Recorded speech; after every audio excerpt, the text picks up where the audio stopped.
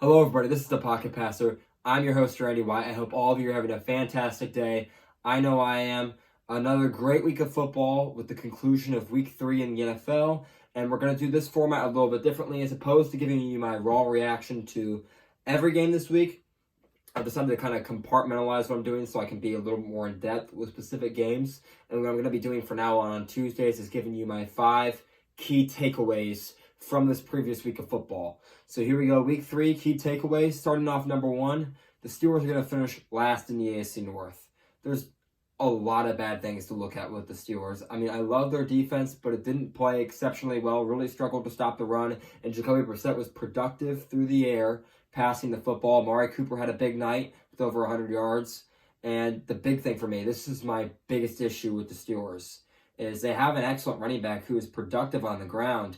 But when you look at their stats, 1 for 9 on third down efficiency, and that's something you see a lot from the Mitch Trubisky-led offense this season so far in the first 3 weeks, is they're just not good on third down.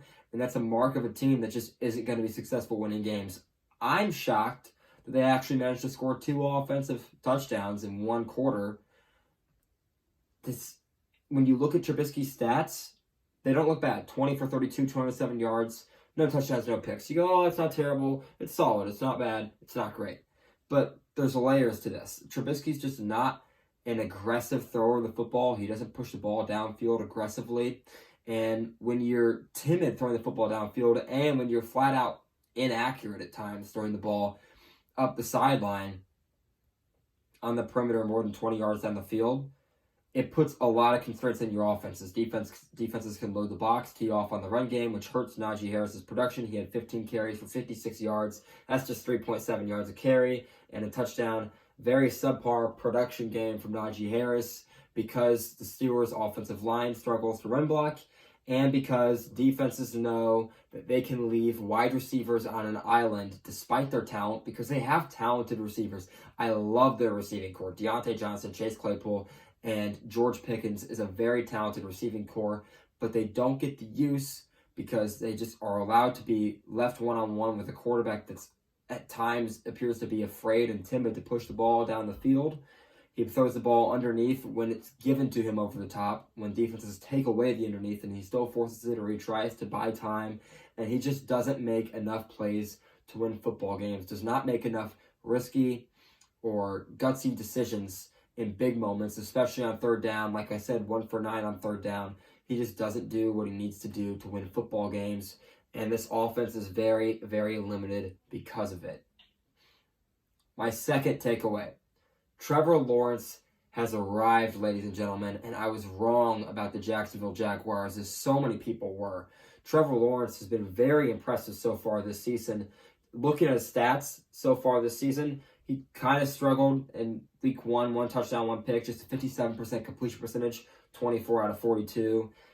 Yeah, sacked twice, 75 passer rating. Not an exceptional game, not horrible, not exceptional. They lose 22-28. They had the lead for the majority of the game. Washington came back. Carson Wentz led a comeback, won the game 22-28. But when you look at what he's done in week 2 and now in week 3, Trevor Lawrence has been very impressive. 25 out of 30. That's an 83% completion percentage, 2 touchdowns, and the offensive line is protecting him. Sacked 0 times and 121.5 passer rating against the Colts when they beat the Colts 24-0.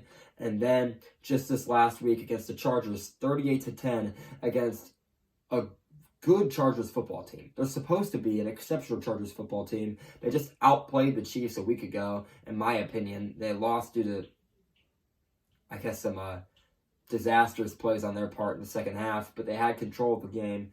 I don't know if you can say you outplayed a team that you lost to, but point is they went toe-to-toe with the Kansas City Chiefs, who are also supposed to be a good football team, that also blew their game this weekend. But a very solid game and a very impressive game by the Jaguars all around. I'm starting to think the Jacksonville Jaguars might actually be good at football, and they just might win this AFC South because the AFC South looks worse and worse every week with the exception of the Colts win over the Chiefs and then the Titans win over the Raiders. I just am not impressed with the AFC South at all. They're a bad division that's worse than I thought they were going to be.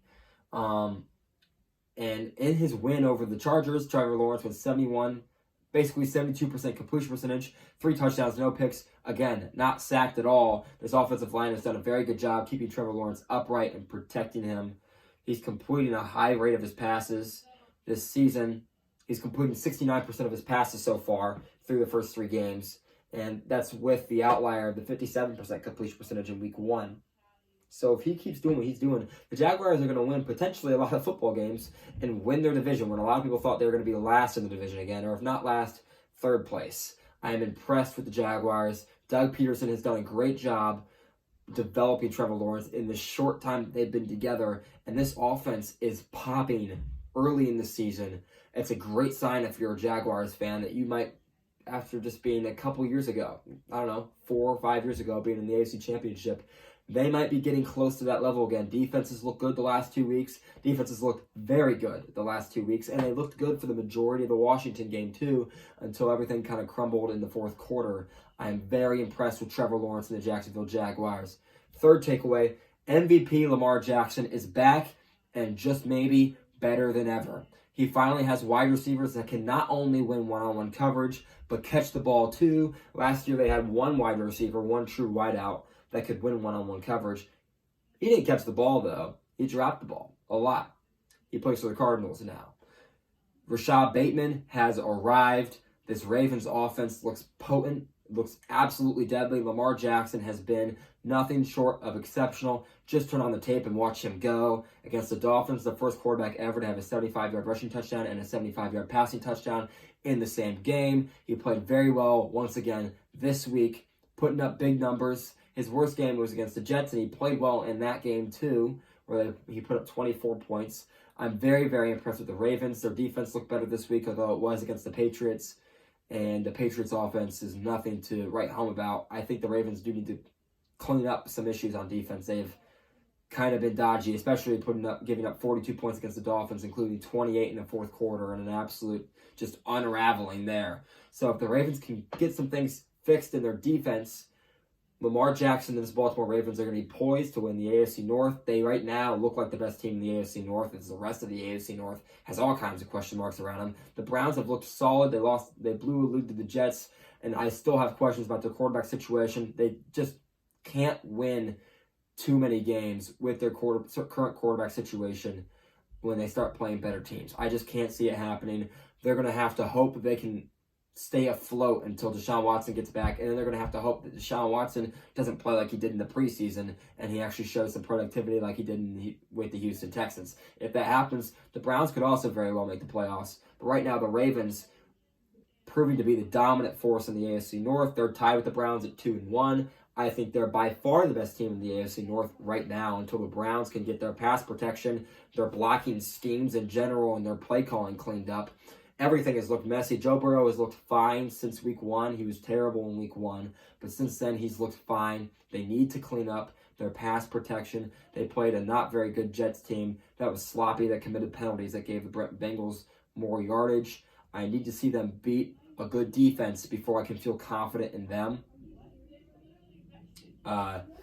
So I am still very concerned with really every AFC North team except the Ravens right now. The Ravens look good. Lamar Jackson is playing exceptional football. Like I said, the receivers are back. Mark Andrews had a huge game against the Patriots. Absolutely balled out. 2 touchdown catches, including one where he just absolutely head-topped someone in the middle of the end zone.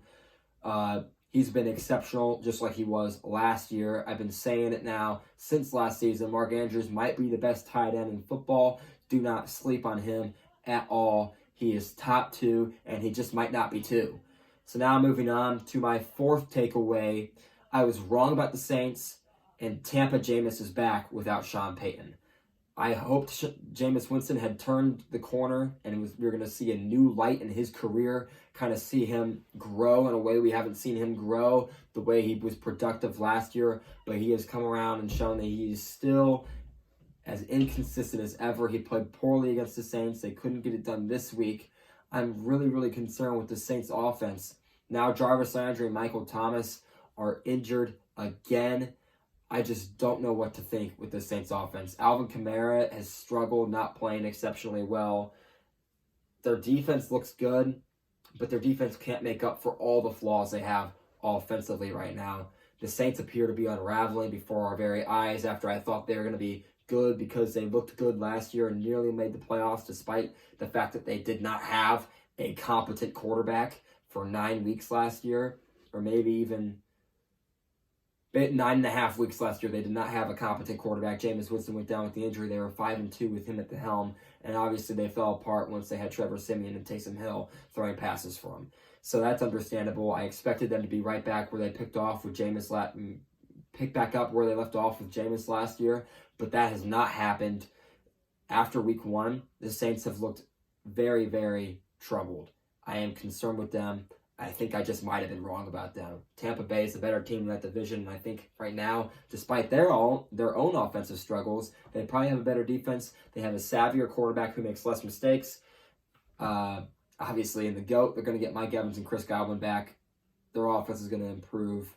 The Tampa Bay Buccaneers are going to figure things out, and they're going to win this division. That's probably my 4th key takeaway. And now 5, I was wrong about Jalen Hurts, but I was right about the Philadelphia Eagles. That team is freaking good. I was right about A.J. Brown helping Jalen Hurts and that they would be able to have a productive passing offense with increased talent on the outside, a good tight end who has played very well this season. A.J. Brown's been exceptional, has not skipped a beat since leaving the Tennessee Titans. He's fit into this offense absolutely beautifully, and ever since Devontae Smith hasn't had to go up against Jeff Okudah, who has played exceptional this year, after coming off of the injury. Jeff Okudah, an early comeback player of the year candidate, no doubt. Since then, Devontae Smith has also played exceptional football.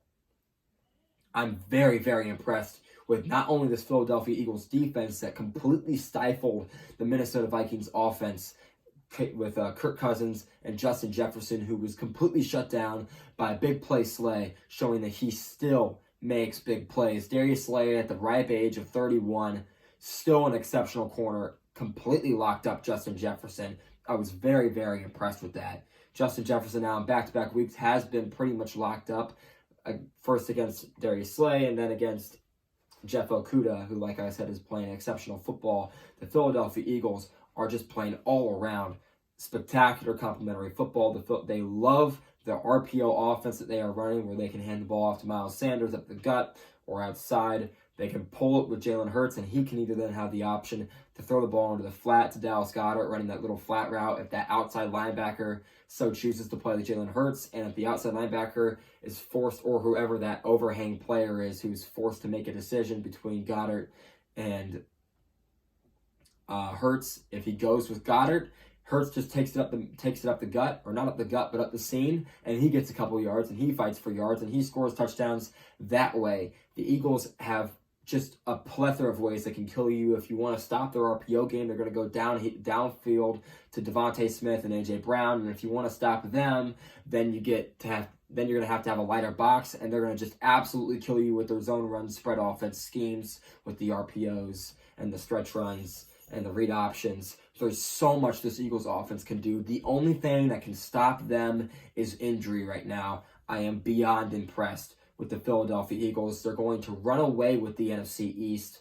I said it before the season, and I'm doubling down on it 3 weeks in. They have looked exceptional, and the rest of the NFC East has not looked very good. I have, however, been impressed with the Cowboys, the way they've been able to rally around Cooper Rush. Despite the fact that Dak Prescott is injured, Cooper Rush has played solid football and led the team to wins. He's done enough. He has not made bad mistakes to cost them games. He has made enough plays to allow that talented Dallas defense to stifle the opposing offense and score enough points to win these games. I thought the Eagles would be good, but I'm in awe with what the Philadelphia Eagles have done. Truly impressive start to the season. If they can keep this rolling, they're deadly, and they're much deadlier than I thought they would be, because I predicted them to be a first-round exit after going 12-5 due to their limitations that I perceived they would have throwing the ball downfield, because Jalen Hurts struggled to see the field last year, but he has seen the field so well this year. He's making all the right reads. He played exceptional against the Vikings. He played well against Washington. He's picking apart defenses and he's just showing an exceptional understanding of what defenses are trying to do. He's taking what the defense gives him, and then he's also delivering the ball accurately and on time down the field to his receivers when the defense allows him to do that. He's playing like a seasoned veteran who's known for their pocket passing. It's not even close to what Jalen Hurts has been known for doing, but he's killing teams in the pocket right now. And if they can keep doing that, they might be the best team in the NFL, and they're certainly the best team in the NFC right now. They just got to keep rolling. So with that, that's all I have for you guys. Make sure to, if you enjoyed this video, make sure to like it. If you want to see more of my content, please subscribe. Hit that bell icon if you want to get notifications when I post again. If you want to see my content on other social media platforms, make sure to follow me on Instagram and on TikTok, both at The Pocket Passer. I'm getting videos out there more and more. I was not very active this weekend, but I'll be back to getting videos up as games go on this weekend. So that's all I have for you. Thank you all so much for watching. Have a great rest of your day. I'll see you in the next video.